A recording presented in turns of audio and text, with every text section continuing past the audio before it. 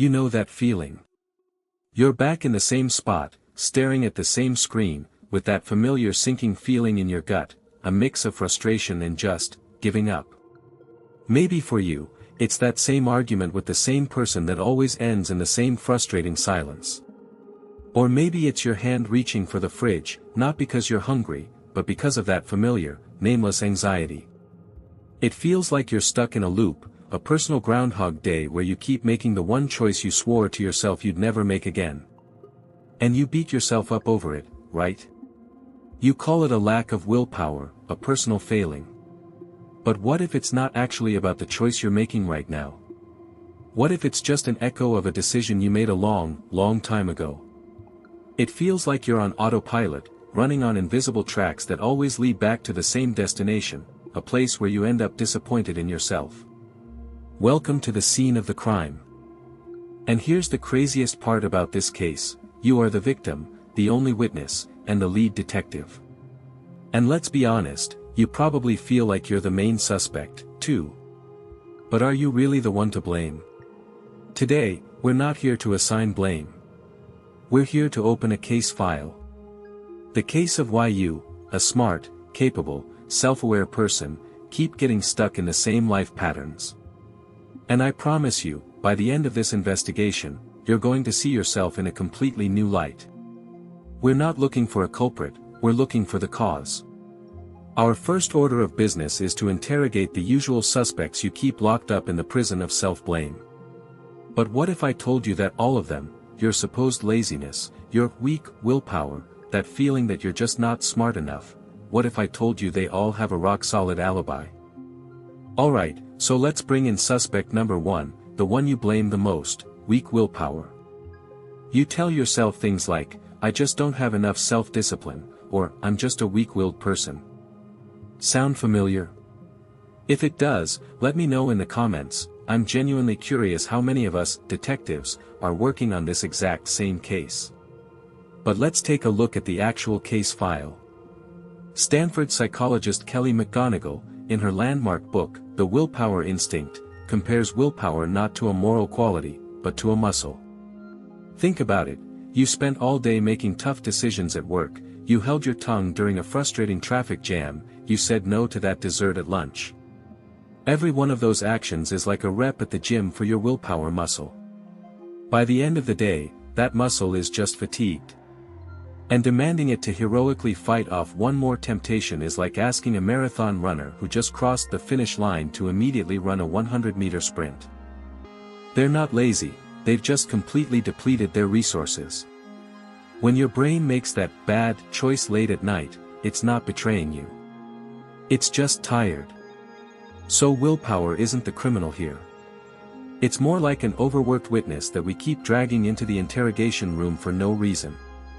Now for suspect number 2, laziness. Oh, this one is a classic.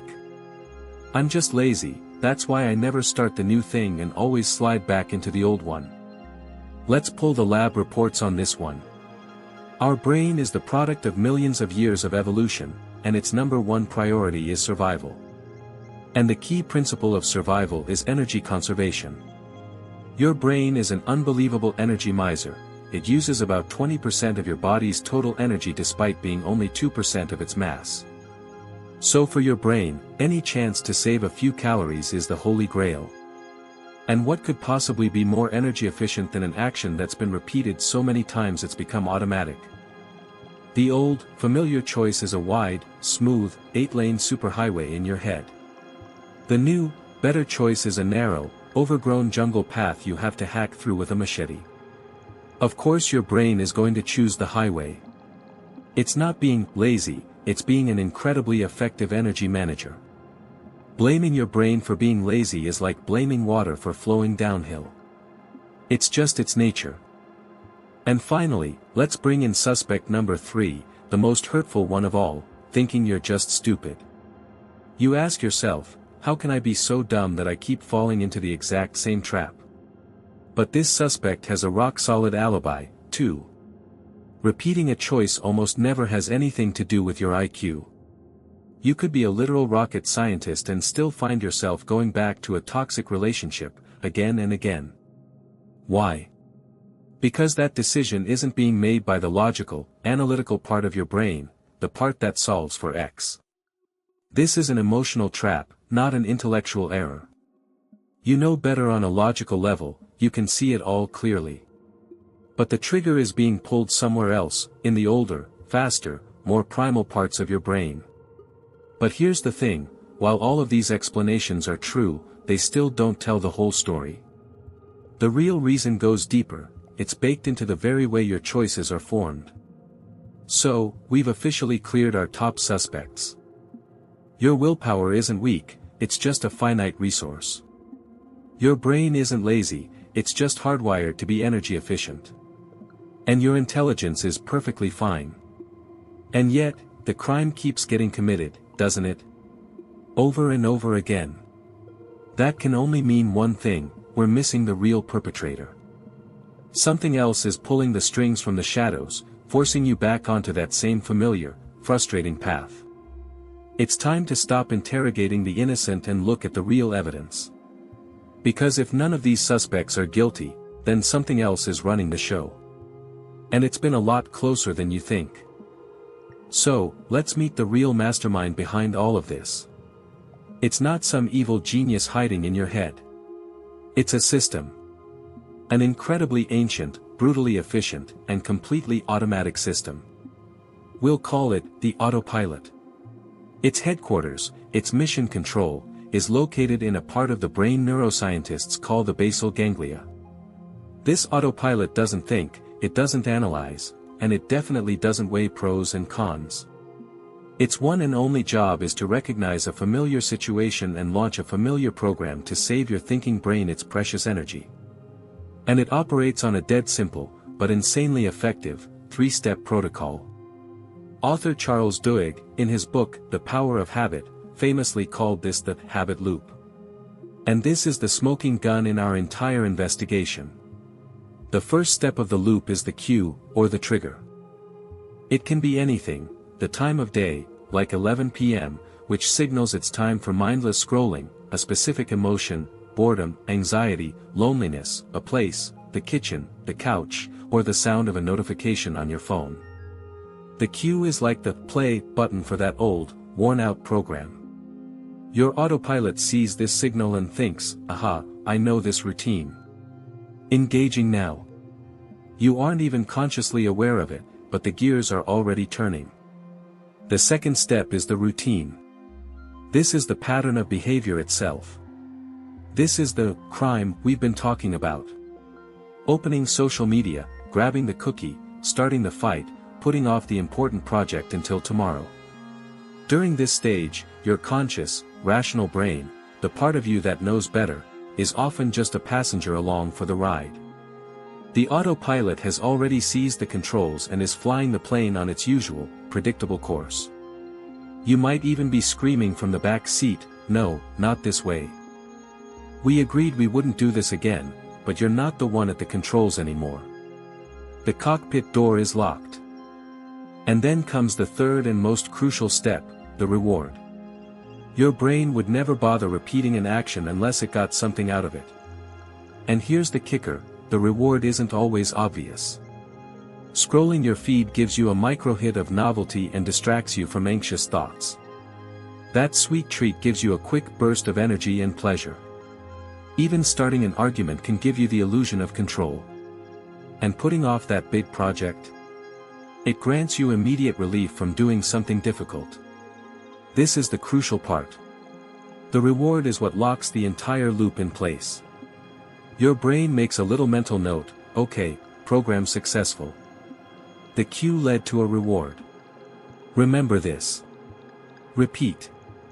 And with every repetition, that neural connection, that path from cue to reward, gets stronger and stronger. As neuroscientists famously say, neurons that fire together, wire together. It's like walking the same path in a forest. At first, it's just a trail, but over time it becomes a wide, beaten path, and eventually, a paved highway. The most dangerous part of this system isn't just the habit itself, it's that it can give you a feeling of comfort and predictability even as it's tearing your life apart. But wait, there's more. There's an accomplice in this whole operation. A devious provocateur that makes this entire scheme almost impossible to resist. Its name is dopamine. Now, most people mistakenly call it the pleasure hormone. But as authors Daniel Lieberman and Michael Long explain in their book, The Molecule of More, it's far more accurate to call it the anticipation molecule, or the motivation molecule. Dopamine isn't released when you get the reward, it's released in anticipation of the reward. The second your brain sees that familiar cue, it releases a flood of dopamine that screams, "Do it. This is gonna feel good. Remember how good it felt last time." It creates an intense, almost physical craving to repeat the action. Your brain is literally tricking itself, promising you a moment of bliss, even when you consciously know that a minute of relief will be followed by hours of beating yourself up. So, let's review the evidence. We have our perpetrator, the automatic autopilot system in your basal ganglia. We have its method of operation, the habit loop. We have the physical evidence, those deeply carved neural highways. And we have the accomplice who incites the whole thing, dopamine, creating that powerful, predictive craving. The picture of the crime is crystal clear. But every good detective is always left with one final question: why? What's the motive? Why would evolution build a mechanism that can so easily trap us like this? The answer to that question will change the way you see yourself forever. So, the motive. Why does your brain cling so desperately to old, often destructive habits? Why does it act like a broken machine, playing the same terrible song on repeat? The answer is simple, and it's buried deep in our evolutionary code: safety and energy conservation. Those are the two golden rules for survival for every living thing on this planet. Just imagine our distant ancestor out on the savannah. If one day he found a path that led to a clean water source where he didn't get attacked by a saber-toothed tiger, what do you think his brain did? It seared that path into his memory. The next time he got thirsty, the cue, his brain wouldn't waste a single calorie exploring a new, unknown, and potentially deadly route. It would happily launch the proven program: take this path. It's predictable. It's safe. And it saves calories that he might need to run from that tiger later. And your brain today operates on that exact same ancient logic. A toxic relationship that's become familiar? Your brain marks it as safe because even the pain is predictable. A new, healthy relationship is unknown territory, full of uncertainty. A boring but stable job? Safe, your brain screams. But starting your own business? That's risk. That's the jungle. That's a potential threat. Your brain perceives uncertainty as a direct threat to your survival. To your brain, a familiar misery is almost always better than an unknown good. And understanding this is the absolute key to finally forgiving yourself. Your brain isn't your enemy. It's your ancient, slightly paranoid bodyguard that's still living by the laws of the savannah, trying to protect you from tigers even when you're just sitting safely in your apartment. It's just doing its job. So maybe, instead of trying to fight it, it's time to learn how to work with it. How to outsmart it by using its own rules. And that is our game plan. We are not going to break the system, we are going to recalibrate it. We're not going to blow up those old neural superhighways, that would take way too much energy. We're just going to build new, more attractive off-ramps right next to them. So, here are the first few steps our inner detective can take to start hacking the system. Alright, step 1, post a guard at the play button. The most vulnerable moment in the entire sequence is the cue, the trigger. It often fires off without you even realizing it. Your first mission, detective, is to catch that cue in the act.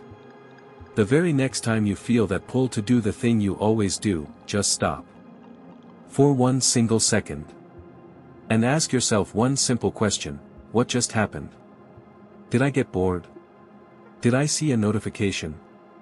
Did I feel a pang of loneliness? Write it down. Start keeping an evidence log. As psychiatrist Dr. Judson Brewer writes in his work on anxiety and habits, the simple act of becoming aware of the trigger is enough to break the automatic chain reaction. You stop being a passenger and become an observer. This is the first step to getting your hands back on the wheel. Step 2, don't just fight the routine, make it more expensive. We've already established that fighting the action head-on is exhausting. So instead, you can hack the system by making the old routine less appealing. Let's say your cue is stress, and your routine is eating a brownie. The reward is that hit of pleasure. What if, right next to that reward, you placed an anti-reward? For example, the new rule is, immediately after eating the brownie, you have to do 20 burpees. Or you have to transfer a small but annoying amount of money, say, $5, to a savings account you can't touch. The idea isn't punishment, it's about increasing the response cost. Your brain's inner accountant will immediately start doing the math. Okay, the pleasure from the brownie is 5 units. The misery of doing burpees is -7 units. This is a bad deal. If you're into little brain hacks like this, hit that like button and let me know. Maybe I'll make a whole video just on these. Step 3, and this is the big one, build a new road. Your brain needs an alternative. Just telling yourself no is like demolishing a building and leaving an empty lot. Your brain will rush to fill that void, usually with the same old habit. You have to intentionally build a new habit loop. Use the same cue. So, you feel stressed, cue. But instead of walking to the fridge, old routine, you put on your sneakers and walk for 5 minutes around the block, new routine. And this is the most critical part, you must create a new reward. After the walk, maybe you let yourself listen to your favorite power-up song, or you just take a deep breath and tell yourself, nice. I'm in control. At first, this new path will feel difficult and awkward. Your brain will whine and complain, trying to pull you back onto that familiar, comfortable superhighway. But with every single repetition, that new neural connection gets stronger. The trail becomes a path, the path becomes a road, and the road becomes its own highway. And one day, you'll realize that when you feel stressed, your hand automatically reaches for your sneakers, not the handle on the fridge. Step 4, change the crime scene. Honestly, this might be the most powerful and underrated strategy of them all. The single easiest way to stop a trigger from firing is to remove it from your environment completely. There's a formal name for this in behavioral science called choice architecture. If you want to stop eating cookies, the most effective strategy isn't willpower, it's simply not buying the cookies. Don't even let them in the house.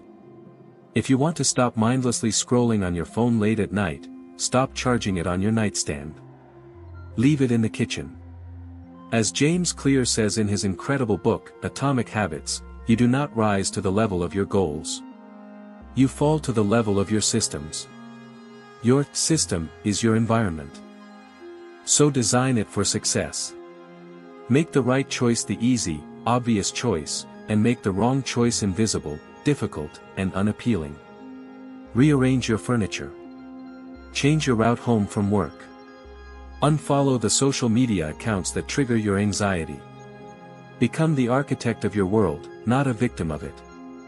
So, our investigation comes to a close. And the final verdict is in, you are not broken. You are not lazy. And you are definitely not stupid. You are simply the owner of an incredibly efficient, ancient brain that's acting like a well-meaning but paranoid bodyguard, trying to protect you using a program that is thousands of years out of date. So stop fighting it. Start working with it. Become its partner in this investigation. Watch for the cues, hack the reward system, build the new roads, and redesign the crime scene. The case of the repeating mistakes doesn't just have to be solved. It can be closed. For good. And you can start writing a completely new story. I know you can do it. And hey, if you found this investigation helpful and you want more of these user manuals for your brain, make sure you subscribe to the channel. Because here, we don't judge, we investigate. I'll see you in the next one.